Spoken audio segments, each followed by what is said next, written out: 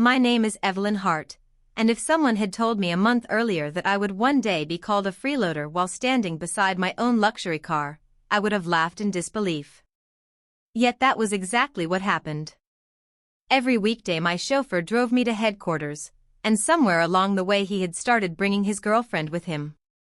Since her office happened to be on the same route, I ignored it. It wasn't worth arguing over a short detour when I already had more meetings, contracts, and board decisions than I could fit into a single day. I assumed it was harmless. I couldn't have been more wrong. One morning I opened the rear door of my Maybach and immediately noticed a folded piece of paper taped to the leather seat where I always sat. I peeled it off and read the words written across it in thick black marker. "Freeloaders aren't welcome in this car." I stared at the note for several seconds before looking toward the front seat. The young woman sitting beside my driver folded her arms and glared at me as though I had personally ruined her life. "Can you read?" she snapped. "Every single day you shamelessly hitch rides with my boyfriend. If you can't afford transportation, stay home instead of living off other people." I was so stunned that I honestly wondered if she was talking to someone behind me. Before I could respond, my driver, Daniel Brooks, hurried over wearing the guilty smile he always used whenever something awkward happened. Lowering his voice, he whispered, "Ms. Hart, she doesn't know I work as a chauffeur. She's extremely possessive, and I told her I'm in management. Please don't take the note seriously. She just gets jealous." Then he added something that nearly made me laugh from disbelief. "She isn't comfortable riding with another woman, so I'll take her to work first. I'll come back for you afterward." Before I could say a single word, he climbed behind the steering wheel of my own vehicle, started the engine, and drove away with her sitting comfortably beside him. I stood there watching my Maybach disappear down the street before calmly unlocking my phone. I dialed the police. "Hello," I said evenly. "A man and a woman have just taken my vehicle without my permission. I'd like to report a stolen car." Even while speaking to the dispatcher, I found the situation almost absurd. I had spent over a decade building one of the largest technology companies in the region, negotiated billion-dollar contracts, spoken before investors around the world, yet somehow I had just been mistaken for a woman mooching free rides from my own employee. 20 minutes later 2 police officers arrived. They had barely stepped out of their patrol car when my black Maybach raced around the corner.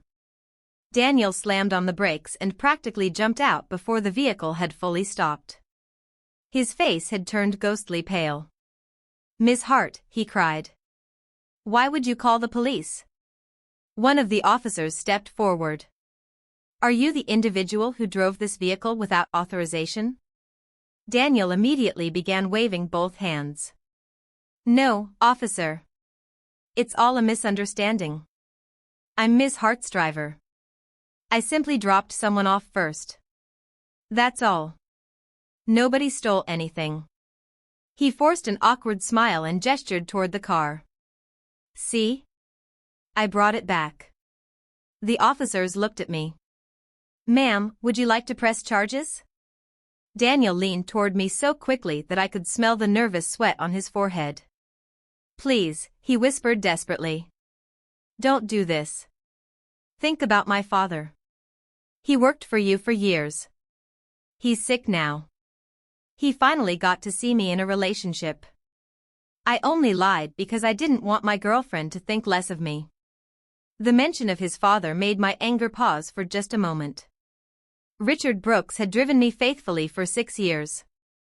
During that entire time he had never once been late, never received a traffic violation, never damaged one of my vehicles, and never abused my trust. When I gave him holiday bonuses he always insisted he didn't deserve them before reluctantly accepting. 3 months earlier he had developed a serious lung disease and was forced into early retirement. On his final afternoon he stood awkwardly in my office twisting his cap between rough hands before finally asking whether I might consider giving his unemployed son a chance. Out of respect for Richard, I agreed. Looking back, that was probably the biggest hiring mistake I had ever made. Things hadn't started badly. During Daniel's first few weeks he behaved professionally. Then one morning he arrived with an unfamiliar woman sitting confidently in the passenger seat. As he opened my door, he explained that her name was Lily and that her workplace was conveniently located along our route downtown. I shrugged and climbed into the back. Giving someone a lift wasn't exactly a crime. Gradually, though, what had begun as an occasional favor became part of my daily routine. Daniel collected Lily before picking me up every single morning. She loved filming videos inside the Maybach, posing for photos while pretending she lived a glamorous lifestyle. That didn't bother me much. People often liked showing off online. What disturbed me was the expression she wore every time she looked at me. It wasn't curiosity. It wasn't indifference. It was pure contempt. As though my very presence offended her. Sometimes after I entered the vehicle she dramatically sprayed expensive perfume toward the back seat before complaining loudly that someone had filled such an elegant car with cheap smells. Thinking perhaps there really was an issue with the interior, I instructed Daniel to schedule a complete detailing and professional sanitation. The cleaning changed nothing. Lily simply found new ways to humiliate me. She occasionally placed disposable seat covers where I usually sat or sprayed disinfectant over the leather after I stepped out. Whenever I questioned Daniel privately, he offered another nervous explanation. "She's obsessed with cleanliness, Ms. Hart. She worries about germs. She doesn't mean any disrespect." I believed him because I simply didn't have time to care. My days were consumed by acquisitions, shareholder meetings, product launches, and endless negotiations worth more money than most people would earn in several lifetimes. Arguing with a spoiled young woman seemed like an incredible waste of energy. Everything finally became clear the morning I found that insulting note on my seat. Lily genuinely believed I was living off her boyfriend. Somehow Daniel had convinced her that he owned the luxury car, held an executive position, and generously gave a female employee free transportation every day. Instead of correcting her cruel behavior, he had encouraged it with lie after lie until she sincerely believed I was chasing him. Standing beside the police officers, I realized that wasn't merely embarrassing. It was dangerous. Someone willing to invent an entirely different identity could easily cross far more serious lines. Daniel remained in front of me practically begging for forgiveness, promising that Lily would never ride with us again, promising he would explain everything, promising this mistake would never be repeated. Richard's years of loyalty echoed in the back of my mind. Finally, I let out a slow breath. "Forget it," I said quietly. "I'm not filing charges today." Relief flooded his face so quickly it was almost painful to watch. He thanked me repeatedly as the officers departed. Then he drove me to the office in complete silence. For a while afterward, everything appeared normal again. Lily disappeared from the passenger seat, the car remained spotless, and Daniel acted like the perfect employee.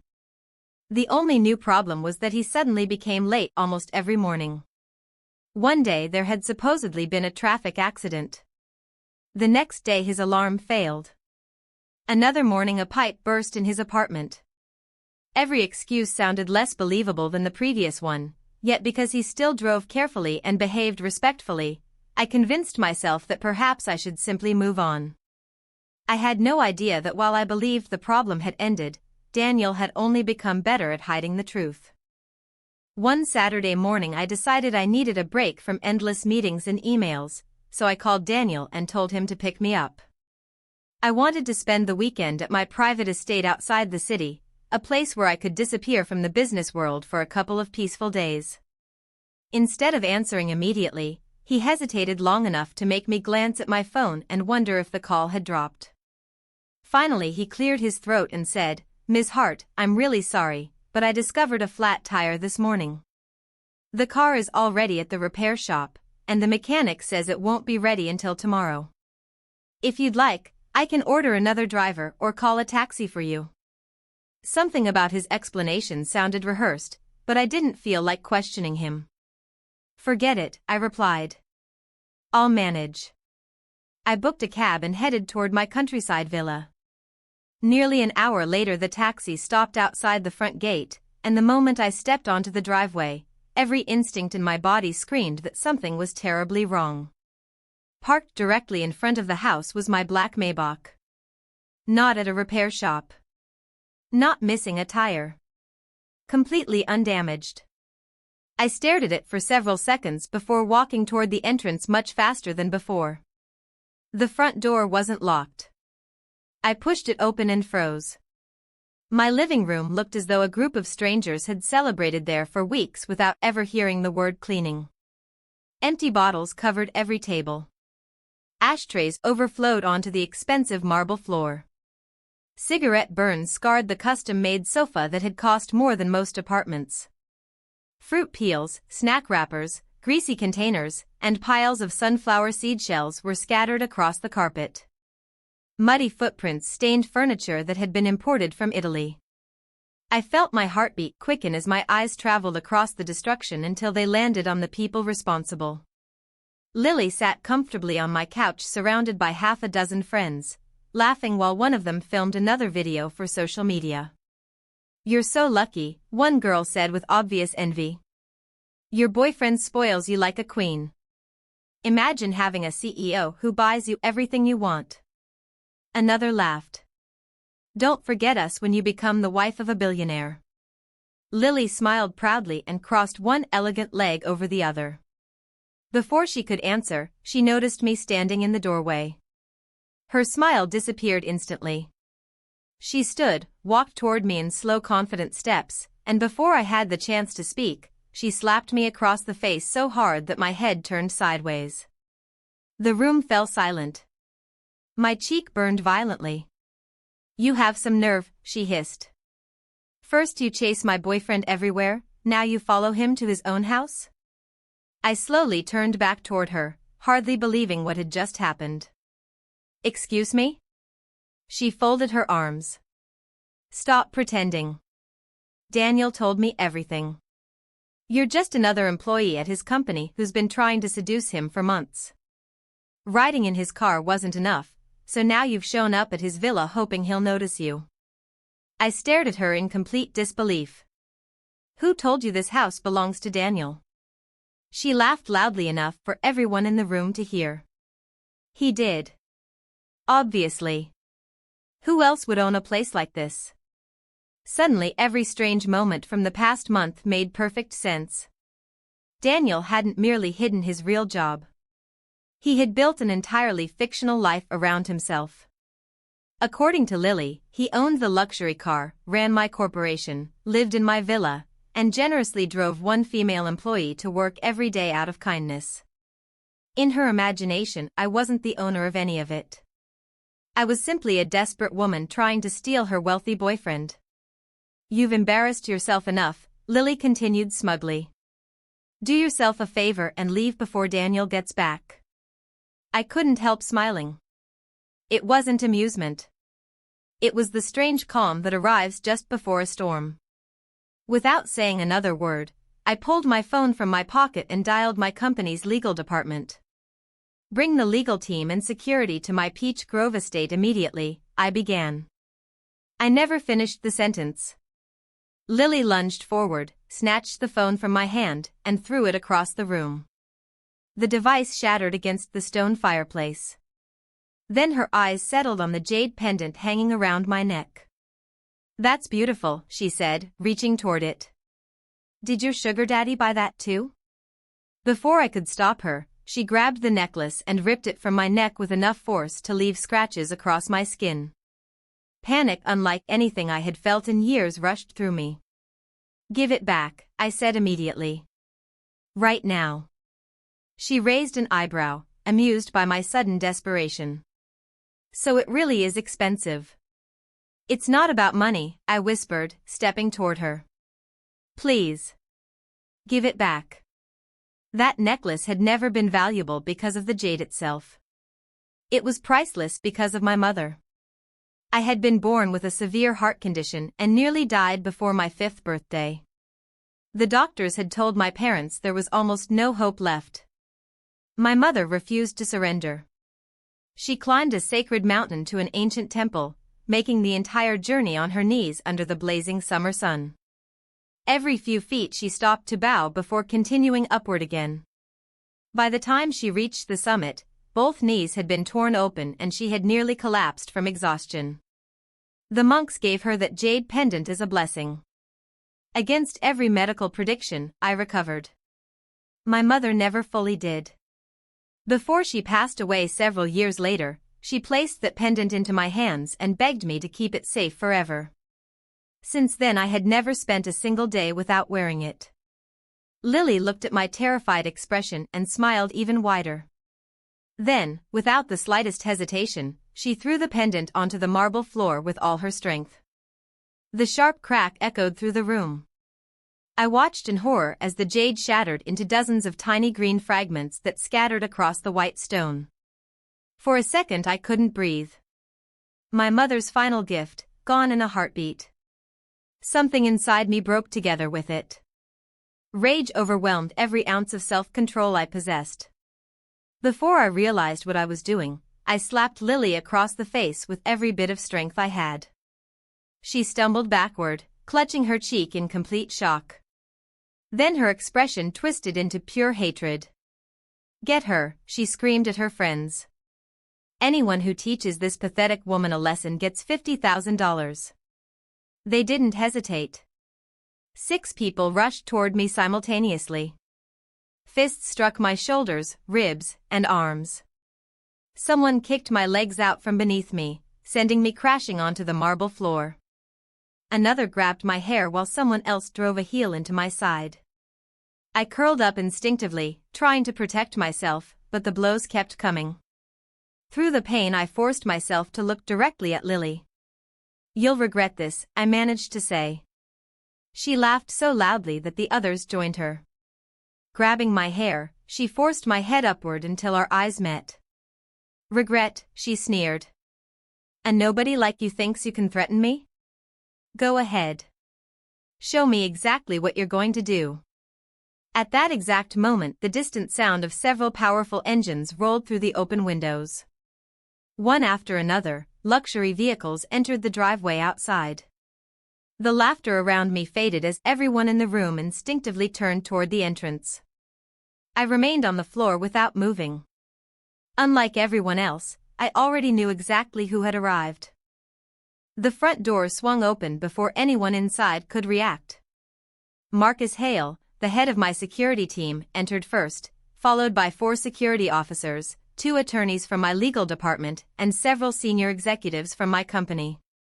They spread through the villa with practiced efficiency, silently taking in the destroyed furniture, the overflowing trash, the broken glass, and finally me lying on the marble floor with blood running from a cut beside my temple. Marcus walked directly toward me without even acknowledging anyone else.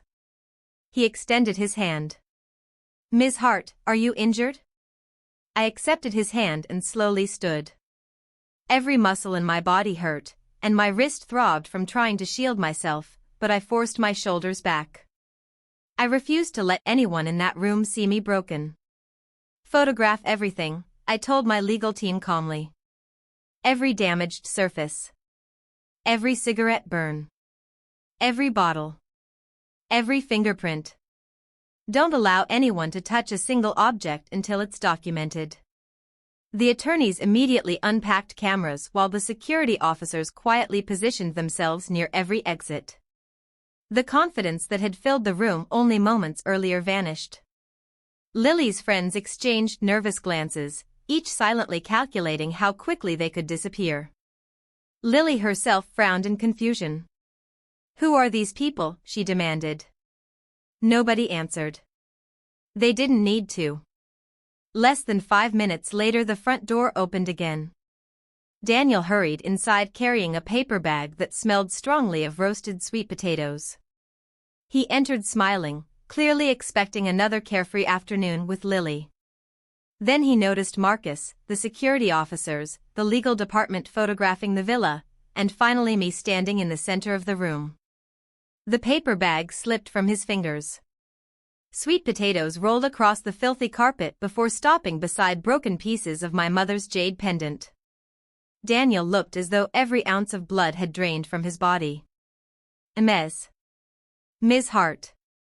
He whispered. Tell them, I said quietly. He didn't answer. Lily grabbed his arm. Daniel, tell them this is your house. Tell them you're the CEO. He stared at the floor. I repeated myself, my voice even calmer than before. Tell everyone who owns this villa. The silence stretched painfully. Finally he closed his eyes for a brief moment before speaking. It belongs to Ms. Hart. Nobody moved.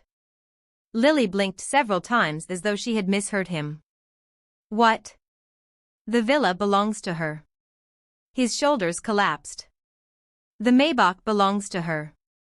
Hart Technologies belongs to her. I'm not the CEO. His voice became barely audible. I'm only her driver. The room seemed to lose all sound. Every face turned toward me with growing horror. I watched realization slowly spread across Lily's expression as every insult she had ever thrown at me returned to haunt her. She remembered spraying disinfectant after I left the car. She remembered placing disposable seat covers beneath me. She remembered the insulting note. She remembered calling me a parasite, a gold digger, and a shameless woman chasing her boyfriend. Every memory now had a completely different meaning. Impossible. She whispered. I looked directly into her eyes. I've been the CEO of Hart Technologies for 11 years. The company Daniel claimed to own is mine. The luxury car you enjoyed posting online is mine. The house you've been using for weekend parties is mine. Then I turned toward Daniel. How long have you been bringing people here? He still couldn't meet my eyes. About 6 weeks. Without permission? Yes. Using company property while pretending it belonged to you? Yes. Every answer pushed him lower. Lily's friends slowly began distancing themselves from her. One quietly slipped her phone into her purse. Another stepped backward until she was nearly against the wall. A third nervously raised both hands. I didn't know, she blurted. He told all of us the house was his. Another quickly added, I never broke anything. A third pointed toward Lily. She invited us. We believed her. I listened without interrupting. Interesting, I finally replied. A few minutes ago every one of you had no difficulty kicking me while I was lying on this floor. Nobody spoke. Marcus folded his hands behind his back. Everything inside the villa has been recorded since our arrival, he said evenly. Including everyone's statements. Several faces immediately turned pale. I walked toward the shattered remains of my mother's pendant. One of the attorneys carefully placed every tiny jade fragment into an evidence bag before handing it to me. I held it gently in my palm. The necklace could never be restored. It wasn't merely damaged. It had been erased forever. That hurt more than every bruise on my body combined. About 20 minutes later police officers arrived. My attorneys greeted them with organized folders containing photographs, timestamps, security records, vehicle logs, and ownership documents. Before I even had to speak, Lily hurried toward the officers. Officer, this is all a misunderstanding, she cried dramatically. She attacked me first. The lead officer calmly raised his hand, stopping her. My attorney, Victoria Ellis, stepped forward instead. She handed him a detailed report. This is Ms. Evelyn Hart, she explained. She is the owner of this residence and chief executive officer of Hart Technologies. She discovered unauthorized occupants inside her private property after weeks of illegal use. During today's incident, she was physically assaulted by multiple individuals, sustained visible injuries, and suffered the intentional destruction of personal property with exceptional sentimental value. The residence contains complete surveillance footage. The vehicle involved contains dash camera recordings. Social media posts uploaded by several participants also document repeated unauthorized use of both the property and company vehicle. The officer slowly nodded while reading the report. He looked around the destroyed living room before turning back toward Lily and Daniel. "We'll need identification from everyone present." Daniel found me standing outside while officers questioned the others. His hands shook so violently that he could barely hold them together. "Ms. Hart, please," he whispered. "Think about my father. He's already sick. If he finds out." I stopped him before he could finish. "The first time you lied, I forgave you because of your father." I looked him directly in the eyes. "Richard spent 6 honest years earning my trust. You used his reputation as a shield. I believed your apology. Instead of changing, you continued lying every single day.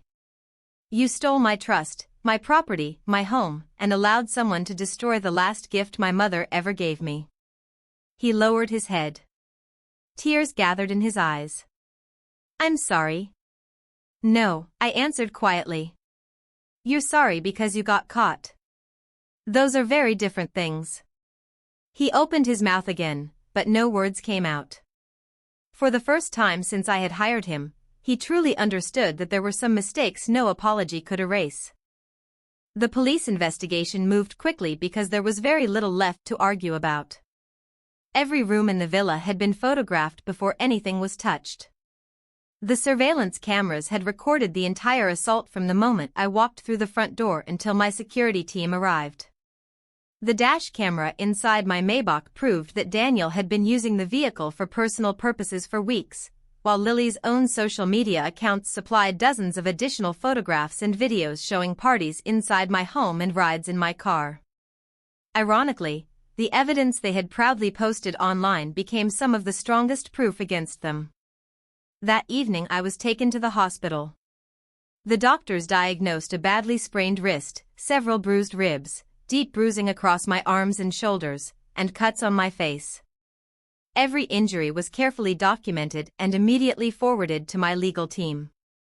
None of the physical pain compared to what I felt when I held the small evidence bag containing the shattered pieces of my mother's jade pendant. I sat alone in the hospital room long after sunset, staring at the tiny green fragments through the clear plastic. I remembered lying in a hospital bed as a child while doctors quietly told my parents to prepare for the worst. I remembered my mother climbing that mountain on her knees because she refused to believe I was beyond saving. I remembered her weak smile years later as she placed that pendant into my hands before taking her final breath. For almost 3 decades I had worn it every single day.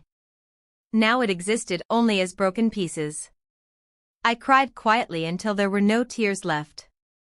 The following morning I contacted a master jeweler who specialized in restoring damaged heirlooms. After listening to my story, he told me that recreating the original pendant would be impossible, but the fragments themselves could still be preserved. Together we designed a small crystal medallion that would permanently seal every remaining piece of jade exactly as it was. The pendant would never look the same again, but neither would I. Perhaps that was appropriate. Some wounds heal by changing shape instead of disappearing. Later that day Richard Brooks visited my hospital room. Illness had aged him far beyond the energetic chauffeur I remembered. He leaned heavily on a cane, his breathing noticeably slower than before. The moment he entered, he lowered his head in shame. "Ms. Hart," he said softly, "I don't have words strong enough to apologize for what my son has done." I invited him to sit beside my bed, but he remained standing for a long moment before finally lowering himself into the chair. His eyes never left the floor. "I asked you to give him a chance," he continued. "Instead, he repaid your kindness by disgracing everything I spent years trying to build." I reached across the bed and gently rested my hand over his. "Richard, you aren't responsible for the choices your son made. You earned my trust through honesty. He destroyed his through deception. Those are 2 completely different legacies." He nodded slowly, but the pain on his face remained. "Will you forgive him?" he asked quietly. I thought about the villa, the lies, the assault, and the shattered pendant. I won't spend my life hating him, I answered honestly. But forgiveness doesn't erase consequences. Richard closed his eyes and accepted my answer without another argument. Before leaving, he looked at the evidence bag beside my bed. Your mother would be proud of the woman you became, he whispered. After he left, I sat in silence for a very long time. 2 days later, Hart Technologies released an official statement. We confirmed that a company driver had repeatedly misrepresented himself as the CEO, unlawfully used company property, granted unauthorized access to my private residence, and participated in events that resulted in property destruction and physical assault. Daniel's employment was terminated immediately. Civil lawsuits and criminal proceedings followed against everyone directly involved. We also released several photographs documenting the condition of the villa and, with my approval, a picture of the shattered jade pendant. I wasn't seeking sympathy. I wanted the truth preserved exactly as it happened. Within hours, every major news outlet was covering the story. The headlines almost wrote themselves. Driver pretends to be CEO. Woman assaults real company owner. Luxury villa occupied through elaborate lie. Public opinion changed almost overnight. People discovered Lily's old videos showing off her boyfriend's mansion and proudly posing inside my Maybach. Others found comments where she mocked me as a freeloader. Every deleted post had already been archived by investigators. Her attempts to explain herself only made the situation worse. She uploaded a tearful apology claiming she had simply trusted the man she loved, but she never mentioned destroying my pendant or encouraging her friends to attack me. The internet noticed those omissions immediately. Her employer dismissed her within days. Several of her friends attempted to distance themselves by insisting they had only believed Daniel's lies, yet the security footage clearly showed who had participated in the assault. Months later, the civil cases finally concluded. Daniel accepted responsibility almost immediately because he knew the evidence against him was overwhelming. Lily fought much longer, convinced that she could somehow reshape the narrative. She couldn't. The court ordered compensation for the property damage, medical expenses, emotional harm, and the destruction of an irreplaceable family heirloom. As the judge announced the decision, Lily looked toward me with tears in her eyes. I'm sorry, she whispered after the hearing ended. I studied her face for several seconds before answering. You're not sorry because you destroyed my mother's pendant, I replied calmly. You're sorry because you finally learned whose pendant it was. Then I walked away. A few weeks later, the jeweler completed the new medallion. The shattered jade fragments rested forever inside perfectly clear crystal, every crack still visible. Nothing had been hidden or repaired beyond recognition. It wasn't the same pendant my mother had given me, yet somehow it carried the same promise. Every scar remained part of the story instead of being erased. Richard slowly recovered with continued medical treatment, and without telling him beforehand, I arranged for my company to cover many of his healthcare expenses through a former employee assistance program. When he eventually discovered what I had done, he called simply to thank me. He tried to apologize once again for Daniel, but I gently stopped him. Good people shouldn't spend the rest of their lives paying for someone else's mistakes. Today I still travel to the office every morning. My new chauffeur arrives exactly on time. He never invents excuses. He never brings passengers. The car is always spotless, the route is always direct, and there is never anyone waiting in the front seat pretending to own a life that belongs to someone else. As the city passes outside my window, I sometimes touch the crystal pendant resting against my collarbone. It no longer represents perfection. It represents survival. My mother crawled up a mountain because she refused to surrender hope. Compared to that, lies, betrayal, and broken jade are simply obstacles that can never define the woman she fought so hard to save.